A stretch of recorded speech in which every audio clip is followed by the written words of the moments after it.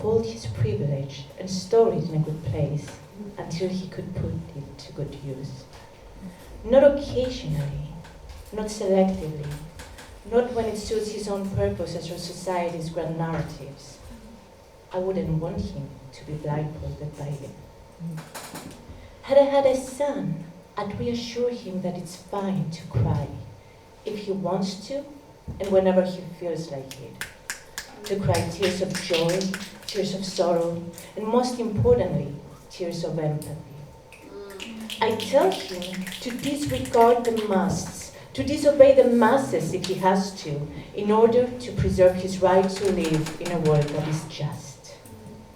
Had I had a son, I'd teach him to hold his horses, anchor his ships, lay down his guns, and feel and see and clear his mind before he sets out to fight, before he sets out to colonize, to conquer, to defeat, to overpower, to overthrow, before he demands any laurels or laurels that society or his privilege, for that matter, has convinced him he is entitled to have.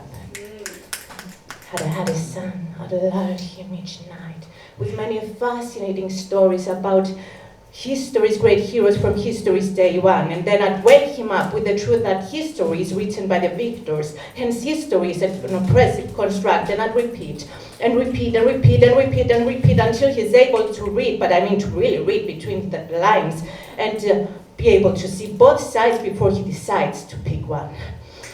And I would have begged him, oh God, would I have begged this son to be careful to whom he looks up. Even the heroes, especially the heroes, the ones who are racing with the thunder, rising with the heat, chasing the villains and killing the beasts, killing in the name of, indifferent of the pain that killing brings. Because had I had a son, he would be able to see that the funny thing about heroes is that depending on perspective, their good and bad sides are identical twins. I had a son. I'd demand that he becomes a human before he dared call himself a man.